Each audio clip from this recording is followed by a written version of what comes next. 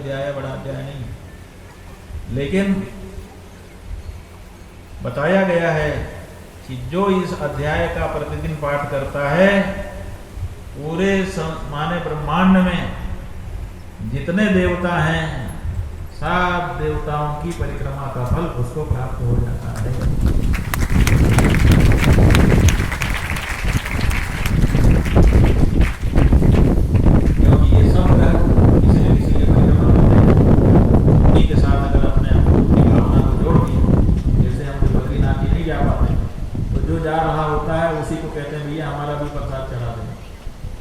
ले जाकर के प्रसाद चढ़ाता है तो हमको पुण्य हो जाता है।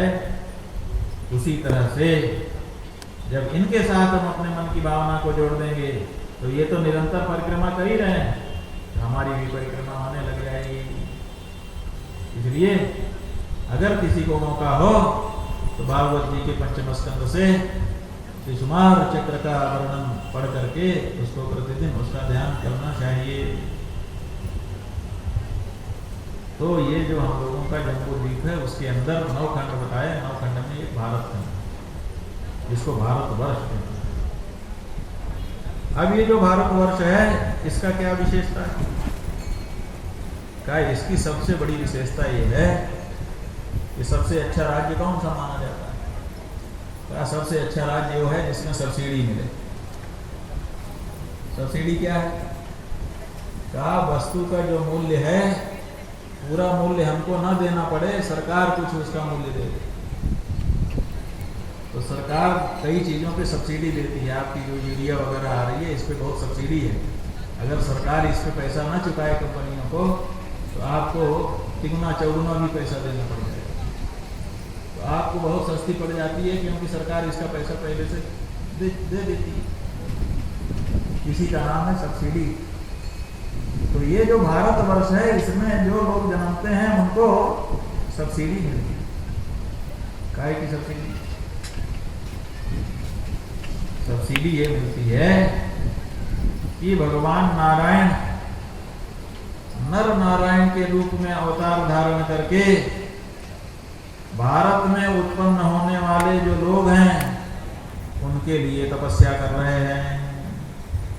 माने आपके और हमारे लिए हमारे भगवान तपस्या कर रहे हैं, या और कहीं नहीं।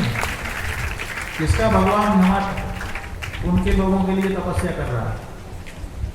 ये हमारा भगवान है कि हमारे लिए तपस्या कर रहा है।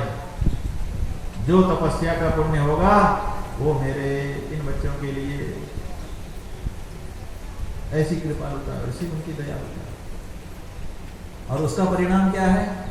उसका परिणाम यह है कि बिना तपस्या किए ही हमको तपस्या का फल मिल रहा है। यही सब्सिडी की सरकार की ओर से, प्रभु की ओर से मिल जा रही है। क्या मिलता है उनकी तपस्या से? क्या भगवत्ता मिलती है।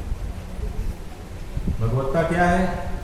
ऐश्वर्यस्य समग्रस्य धर्मस्य श्रियः ज्ञान वैराग्योश्चैव शरणां भगवतीर्णाम्। 6 चीजों को भगवत कहा गया है। धर्म, ज्ञान, वैराग्य, ऐश्वर्य, शांति और उपरति।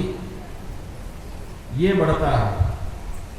माने धर्म बढ़ता है, ज्ञान बढ़ता है, वैराग्य बढ़ता है, ऐश्वर्य बढ़ता है, शांति बढ़ती है और उपरति माने संतुष्टि बढ़ती है। ये बढ़ता है तपस्या से।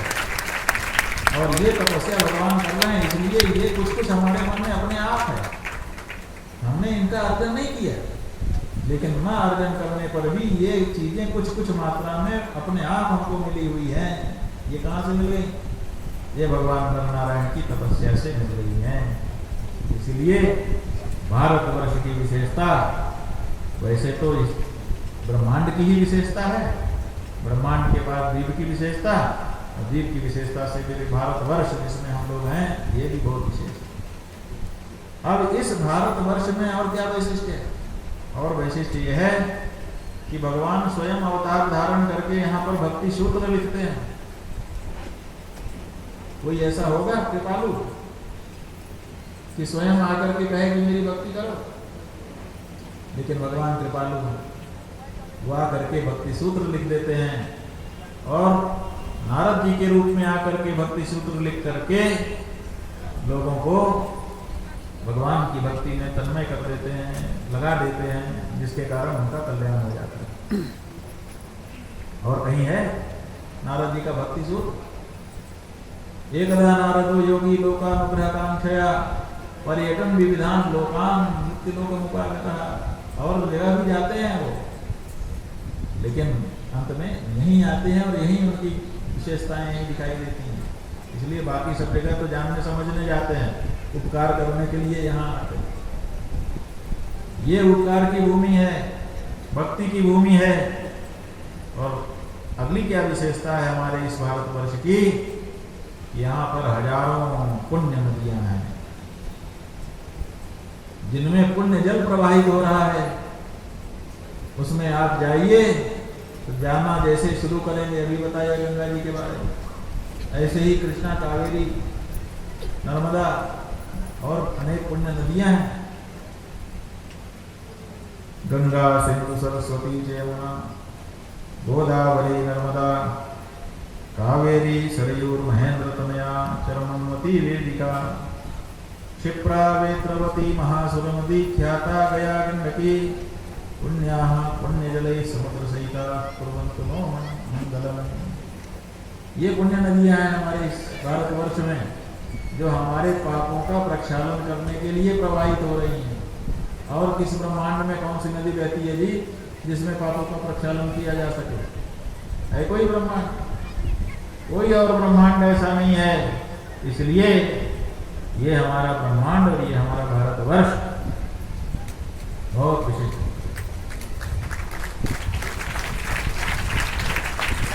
एतासाम अपो, माने ये जो नदियां हैं इनका जल, एतासाम अपो भारत्यः प्रजा नामभिरेव पुनन्तीनाम आत्मना चोपस्पृशन्ति। नामभिरेव पुनन्ति, इनके नामोच्चारण गंगा गंगे पियो ब्रूयात। जाके नहायात नहीं कहा, स्नायात नहीं कहा, क्या कहा? गंगा गंगे पियो ब्रूयात। केवल गंगा गंगा बोल दे। गंगा के किनारे जाके कहा, किनारे जाके नहीं, जहां है वहीं से। कहा कितनी दूर? कहा योजना नाम सतैरथ, 100 योजन दूर हो तब भी वहीं से जो गंगा गंगा बोल देगा, गंगा गंगे पियो ब्रूयात योजना नाम सतैरपि मुच्यते सर्व पापेभ्यः। गंगा में जाके नहाएगा तब पाप से मुक्त होगा, ऐसी बात ही नहीं है। गंगा तो स्मरण मात्र से पवित्र कर देती है। पुनाति कीर्तिता पापम, कीर्तिता उसके नाम का कीर्तन करने मात्र से वो पाता है। पुनाति कीर्तिता पापम दृष्टा भद्रम प्रयच्छति अवगाहिता चतीकाख्य पुनाति ही शतंकुलम। अरे उसके पास तक जो पहुंच जाता है, जाकर के गोता जो लगा लेता है, उसकी तो सैकड़ों पीढ़ियां कर जाती हैं जी। स्वयं अपने लिए तो गंगा का नाम उच्चारण करने, हर हर गंगे भागी रति, पाप न रहे तो रति। हमारे रामसी गंगा आश्रम के भंडार में बहुत पहले जब मंदिर में प्रतिष्ठा हुई थी, तब रीवा के एक पंडित जी और गैया जी, बड़े पंडित जी के नाम से यहाँ लोग कहते थे, उनका नाम तो उनको स्मरण नहीं है, वो यहाँ पर भंडारी थे, भोजन बनाते थे। तो वो जब नहाने लगते थे, उस समय खुले में ही सब लोग नहाते थे, हम लोग भी थे, तो यही बोलते थे, हर हर गंगे भागी रति, पाप न रहे एक और रति। हम लोग उनसे पूछते थे कि ये क्यों बोलते हो आप? बोलने से सब पाप कट जाता है। इसलिए नहाते समय जो गंगा के नाम का उच्चारण कर लेता है, उसके पाप नष्ट हो जाता है। गंगा जाकर के, गंगा जो चला गया वो तो सैकड़ों पीढ़ियों को तारता है जी। ये मंगलाष्टक का स्तोत्र है, गंगा सिंधु सरस्वती से यमुना वाला श्लोक। तो यहाँ पर ये पवित्र नदियां हैं जो पाप का हरण करने वाली हैं। और यही नहीं है, यहाँ न्याय का शासन। न्याय का शासन क्या होता है? जिसमें कोई भाई भतीजावाद ना, चेहरा देख करके निर्णय ना होता है। यहाँ पर क्या विशेषता है? यहाँ यमराज का शासन है ऐसा शासन है, जो करेगा सो भरेगा। ये नहीं देखा जाएगा कि कौन। जब हमारे यहाँ प्राण छूटेगा तो जीवात्मा सूक्ष्म शरीर यहाँ से यमराज के दरबार में प्रस्तुत होगा। यमराज उसका देखेंगे हिसाब किताब कि कितना पाप कितना पुण्य, तो पाप पुण्य के अनुसार फल देंगे। ये हमारी व्यवस्था है और तत्काल देंगे। ये नहीं कि तारीख डाल देंगे थोड़ा वेट करो, ऐसा नहीं। और दूसरों की व्यवस्था क्या है? दूसरों की व्यवस्था यह है कि जब वो मर जाएगा तो उसकी रूह कब्र में रहेगी और वहाँ पड़ी प्रतीक्षा करती रहेगी, कहेगी कि एक दिन आएगा, न्याय का दिन, आखिरत का दिन, कयामत का दिन। तो उस दिन तक पहले तो प्रतीक्षा करो। अब उस दिन सारी रूहें अपनी अपनी कब्र से उठेंगी और उनके जो ईश्वर हैं वो न्याय करने के लिए बैठेंगे। और बगल में उनके जो धर्म प्रवर्तक हैं वो बैठ जाएंगे और फिर देखा जाएगा, हाँ आओ आत्मा, देखा तुम्हारा अच्छा ये चरित्र है, बोलो भाई। तो बगल से पूछा जाएगा, तो जिसकी सिफारिश कर देंगे उसको उसके अनुसार मिलेगा। माने वहाँ चेहरा देख करके सिफारिश होगी कि ये ईमान लाया था हमारे ऊपर, इसलिए इसका अच्छा करो, तो अच्छा मिल जाएगा फल। और अगर कहते हैं ईमान नहीं लाया था तो कितना अच्छा किया है, सब बेकार हो जाएगा। तो वहाँ न्याय है क्या? ये न्याय होता है चेहरा देख करके? न्याय तो ये है कि चाहे कोई हो, उसके आचरण के आधार पर हम उसको पुरस्कृत या दंडित करेंगे। तो बाकी जगह पे पक्षपात हो सकता है, लेकिन ये भारत भूमि है, यहाँ पर न्याय का शासन स्थापित है। यही नहीं, यहाँ तो कोई व्यक्ति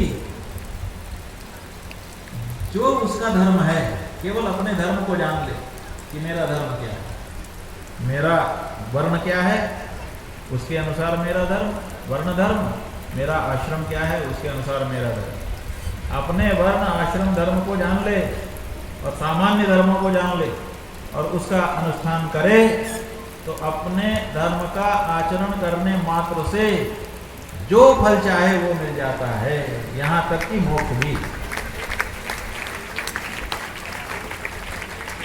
अमुक काम करोगे तभी फल मिलेगा ऐसा नहीं। जिस काम में तुमको लगाया गया बस वही काम सही से कर दो, तुम्हारी मुक्ति। ऐसा अन्यत्र कहीं पर है? ऐसी परिस्थिति में ये जो अपना भारतवर्ष है ये विशेष महत्व का हो जाता है। और इसीलिए देवता भी देवलोक में बैठे बैठे गाना गाते हैं। क्या गाना गा रहे हैं? गाना ये गा रहे हैं, ओम ईशान किमकारिशोभरम प्रसन्न येषां सिद्ध स्वयं हरि यैर्जन्म लब्धं विश्वभारतागिरे मुकुंद से शैवोपैकं स्पृहाहिना। वो कहते हैं कि मुकुंद सेवोपैकं स्पृहाहिना, इन लोगों ने कौन सा ऐसा पुण्य किया होगा जो इनको भारत भूमि में जन्म मिल गया। क्यों?